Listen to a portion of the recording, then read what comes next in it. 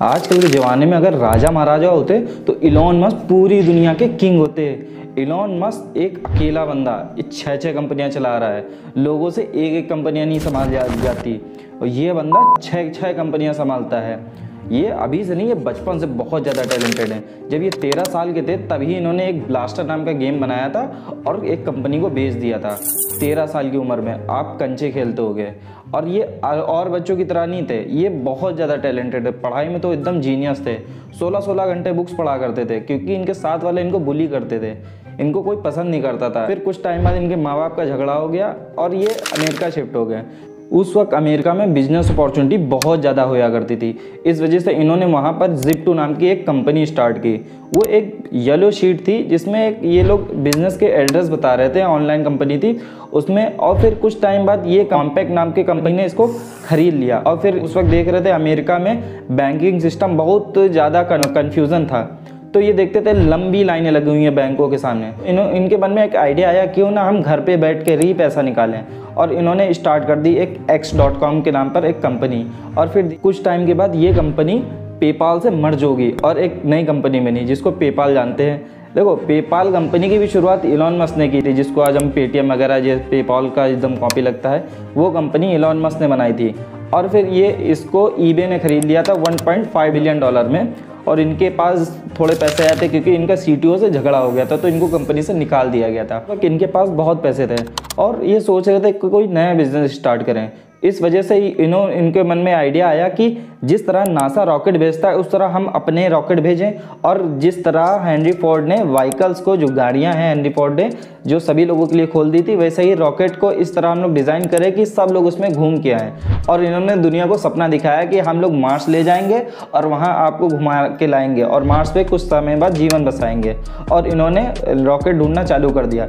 सबसे पहले ये रशिया गया, रशियंस ने इनका बहुत मजाक उड़ाया और उस वक्त रॉकेट भी रशियन बहुत महंगे बता रहे थे। तो इन्होंने सोचा कि खुद से ही बनाया जाए, तो और उन्होंने बुक्स उठाना चालू कर दिया कि रॉकेट कैसे बनाए जाते हैं। और फिर उसके बाद इन्होंने खुद का रॉकेट बनाया। ये पहले अटैम्प्ट भी इनका फेल हो गया, इंजन में आग लग गई। दूसरा अटैम्प्ट जब हुआ तो जैसे ही ऑर्बिट में पहुंचा वो ऑफ रूट हो गया। और तीसरा अटैम्प्ट जब हुआ वो भी फेल हो गया। अब इनके पास कुछ भी नहीं बचा था, जो पैसा था सब डूब गया था। इनका बस घर था और इनकी जो फेवरेट कार है वो इनके पास थी। फिर कुछ टाइम के बाद इन्होंने सोचा कि एक और चांस लेना चाहिए और इन्होंने घोषणा कर दी कि हम चौथा अटैम्प्ट भी जल्दी करेंगे।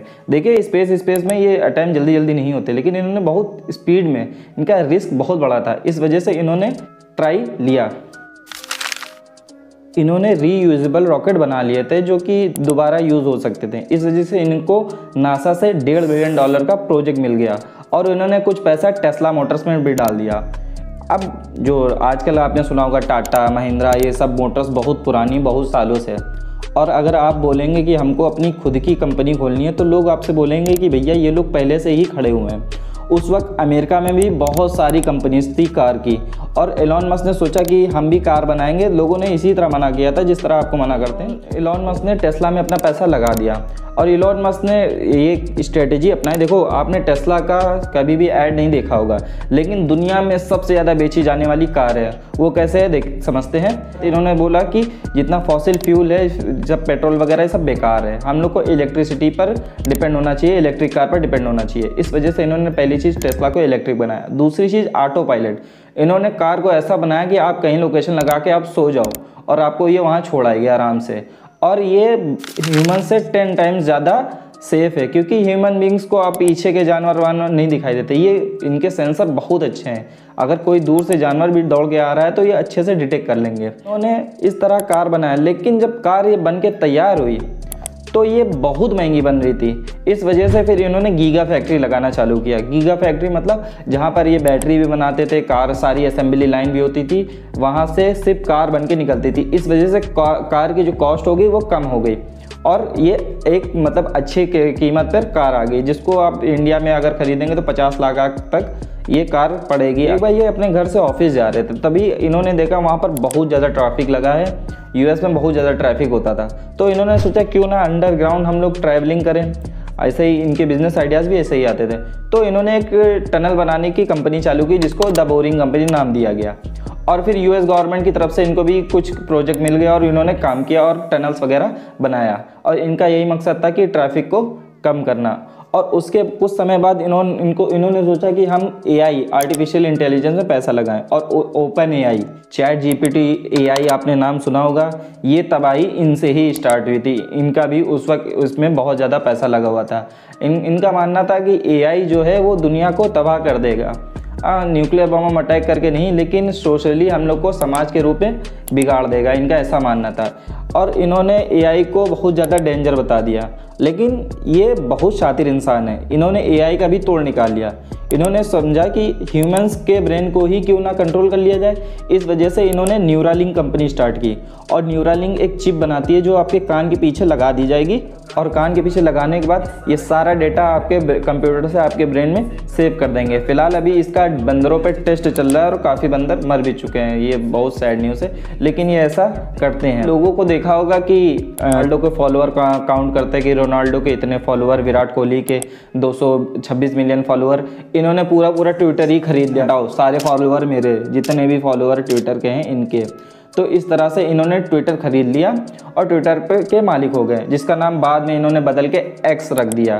ट्विटर का नाम एक्स हो गया है, और इनकी जो स्पेस कंपनी का नाम है वो भी स्पेस एक्स हो गया है। और जो ये कार बनाते हैं टेस्ला, उस पर ये नहीं लिखते मेड बाय टेस्ला, उस पर लिखते हैं made by human on earth. इनकी सोच देख लो, नेक्स्ट लेवल के इंसान है ये।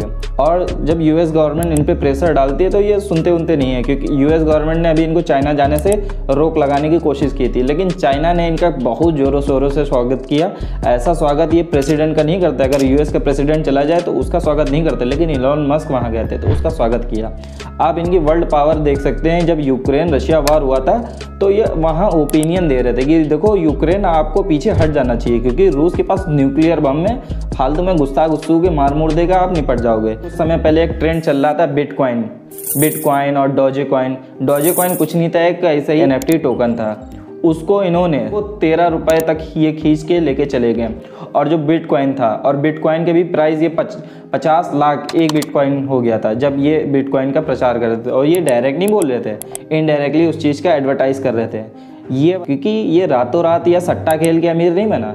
इसने भाई 13 साल से मेहनत करना चालू किया, आज ये 50 साल का हो गया तब फेमस हुआ। और इलॉन मस्क जब 20-22 साल के थे तब भी इनके पास हज़ारों करोड़ रुपए थे, चाहते तो ये घूम सकते थे, लेकिन इन्होंने ऐसा नहीं किया, अपना काम करते रहे। और इतनी दुनिया का सबसे अमीर आदमी होने के बावजूद आज भी 14-14 घंटे काम कर